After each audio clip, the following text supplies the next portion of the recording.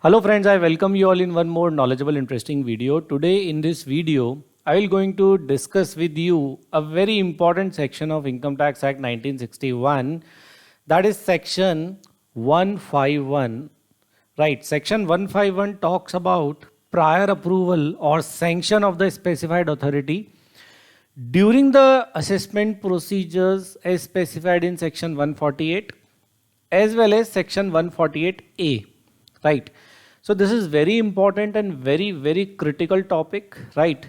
Because during the course of assessment, before issuing various notices, right, before conducting some inquiries, specified approvals required to be obtained before issuance of the notice or before conducting any inquiry by the assessing officer from the specified authority. If no such approval is obtained or the approval is not as per provisions of the law, then that notice is invalid and the entire assessment proceedings is invalid in that case, right? So this is very important section, and it is very important that we must all have knowledge of this section, that approval of which authority is required in what case, right? So let's discuss about this section 151. I will also going to share with you that at which stage approval is required: 148A, then inquiry,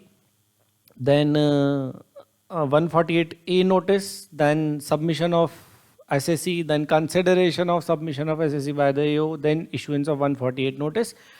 So at what stage approval is required and approval of which authority is required, right? So we'll discuss all these aspects, clear? And we'll also going to discuss the importance of application of mind by the specified authority during granting of the said approvals, right? So section 151 says that specified authority for the purpose of section 148 and 148A shall be, right? So these are the specified authority, and let's look at the heading of the section. It is sanction of for issue of notice.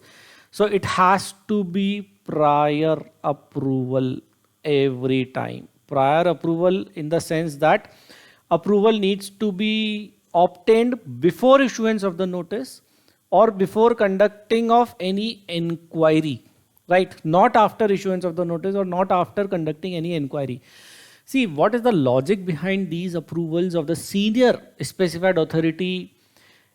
It is there in the law. Why it is a mandate in the law that approval of the specified senior authority is required, so that the lower authorities in the department, right, should report the matter to the seniors, and seniors should apply their intellect provision and should check that whether it is in the four corners of the law, right, and should check whether the AO is acting as per law in his action during the assessment procedure, right?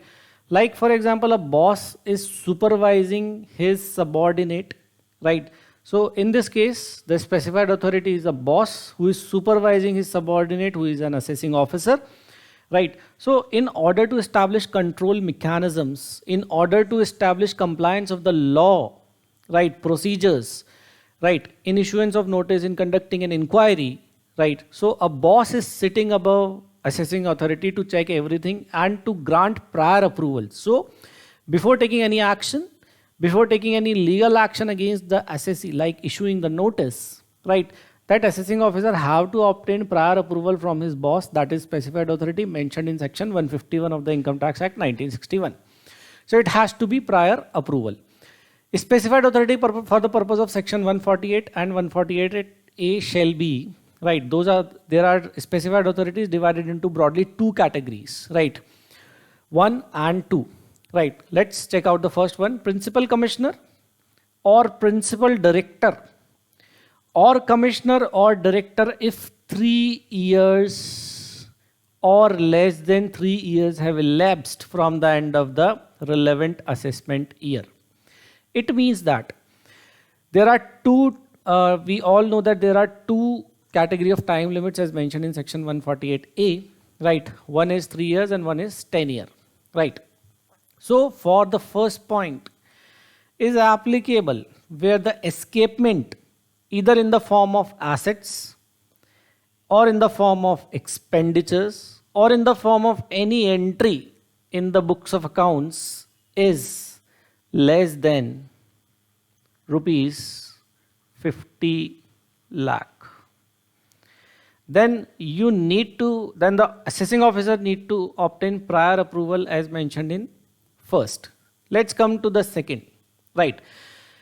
The second involves the higher probability of tax evasion. So the officer must be, as specified in the specified authority, the officer must be of the high category in comparison to the point one. Right. Now look at, here it is principal commissioner, here it is principal chief commissioner. It is principal chief commissioner or principal director general, not principal director. Right, principal director general, or where there is no principal chief commissioner or principal director general, chief commissioner or director general if more than 3 years have elapsed from the end of the relevant assessment year. Here what is important is, first AO have to check whether the principal chief commissioner or the principal director general or the principal chief commissioner is available or not. If not, then only prior approval of this chief commissioner or director general is required to be obtained. If the senior authority is available, like principal chief commissioner or principal director general in that jurisdictional area, then approval needs to be obtained from those senior authorities, right?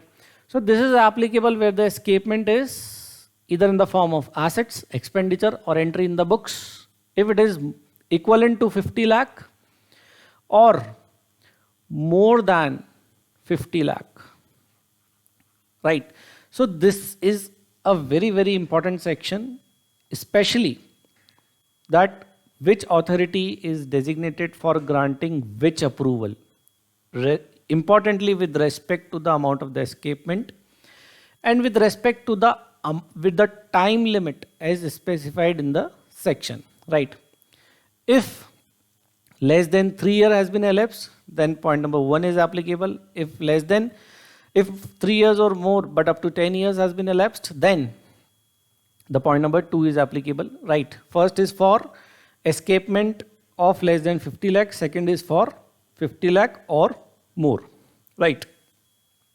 So now next is, let's understand that at what point of time in the assessment procedure during 148A, 148 conducting inquiry, at what stage approval is required, right?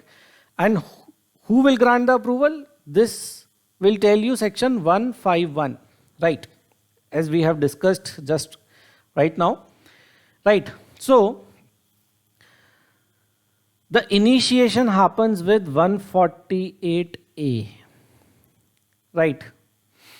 Clear? Jurisdictional assessing officer have power to issue 148A. It is not the faceless assessing officer. In case of 143(3) proceedings, scrutiny proceedings, faceless AO have power. National Faceless Assessment Center have power to issue scrutiny notices, but section 148A and 148 notice must be issued by jurisdictional assessing officer, right? It is there in the law. They have power. So for 148A issuance, AO have to conduct an inquiry, right? For issuance of 148A, inquiry is required, right? Clear? So for conducting inquiry, prior approval is required in this case, right? Prior approval of the specified authority as mentioned in section 151 is required, right, for conducting inquiry, right? Then 148A issued to the SSC, right? Then notice under section 148A(b) issued to the SSC by the jurisdictional assessing officer, and the time limit is of minimum 7 days to 30 days as mentioned in section 148A. Interestingly, for issuance of notice under section 148AB, no approval is required. No approval is required in this case, right? This has been amended with effect from Finance Act 2022. Before this, approval was required, right, for issuance of section 148AB. And inquiry is also not compulsory or mandatory. Inquiry, in the section it is written that inquiry if required, right? If assessing officer thinks that this is the information available is concrete, evidences are there, inquiry is not required, then it is not mandatory on the jurisdictional assessing officer to conduct inquiry, right? If he wants to conduct inquiry, then prior approval is mandatory, right? And for issuance of notice under section 148AB, no prior approval is required. That has been omitted with effect from Finance Act 2022. Then next step is assessee file reply within the time limit given in section 148AB.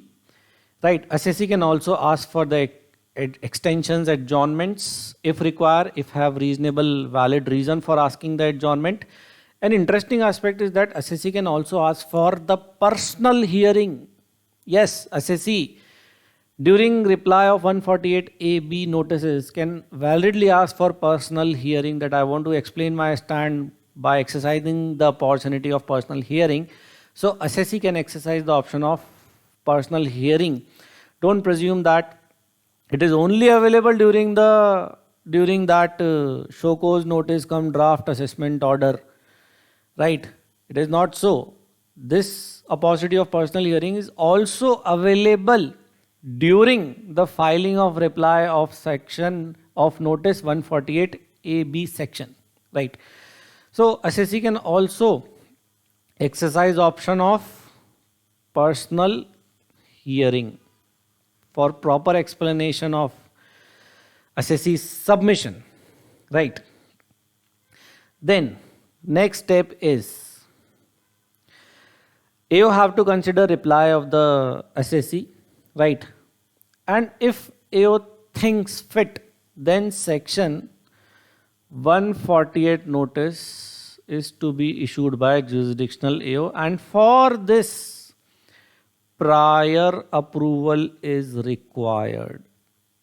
Prior approval is mandatory as per section 151, right? So prior approval is mandatory in this case for before issuance of section 148 notice after consideration of reply of the assessee. Then assessee have to file written in response to this 148 notice within 30 days, and then the normal assessment proceedings goes on. And after this stage, interestingly, the assessment is to be taken up by Faceless Assessment Center, National Faceless Assessment Center, right? Now, from this, right, this is the step where the assessment is to be taken up by National Faceless Assessment Center, not by the jurisdictional AO. Here, till this point of time, the job of jurisdictional AO ends and the job of National Faceless Assessment Center or the Faceless AO begins, right? At the time of 148 notice, approval is required, right? So let's conclude this, that where the approval is required or where it is not required. For issuance of 148A notice, prior inquiry, conducting prior inquiry is mandatory. Not mandatory, it is optional, right? It is at the will of the AO that whether to conduct inquiry or not. If AO wants to conduct the inquiry, then obtaining prior approval is mandatory for section 151. Next is to issue 148AB notice after conducting inquiry. Time limit is 7 days to 30 days. Here no approval is required. The requirement of obtaining approval has been omitted with effect from Finance Act 2022. Then assessee file reply. Assessee can also exercise the option of obtaining personal hearing, right? Then after consideration of the reply of the assessee, jurisdictional AO issues section 148 notice. For issuing this 148 notice, prior approval as per section 151 is required, right? So approval is required here. If AO wants to conduct inquiry, inquiry is optional, not mandatory, right? Here approval is not required. Here assessee file reply, and here approval is required, right? So one interesting fact, the last thing that I want you all to carry with you is that the approval should not be a mechanical approval, right? It should not be a mechanical approval, right? Mechanical approval in the sense that it is not just a formality, right? That the specified authority must grant approval to all the cases, right? It is not just the formality, right? It is something which is more than the formality, because it is not mechanical. It should not be mechanical as held by many legal precedents by various high courts and Honorable Supreme Court of India, that it should not be mechanical. It is not just a formality, right? It is more than that, right? So it must have application of mind. It must have application of mind and proper consideration of the documents, of the information as per the risk management strategy which is available with the department. The proper consideration has to be given to that material, right? And the application of mind is an important element for granting of approval by the specified authority as per section 151. It is not just a mechanical approval. It is not just a mere formality. Rather, it is more than the formality, right? So application of mind has to be there, and it must be reflected properly in the document of granting the approval.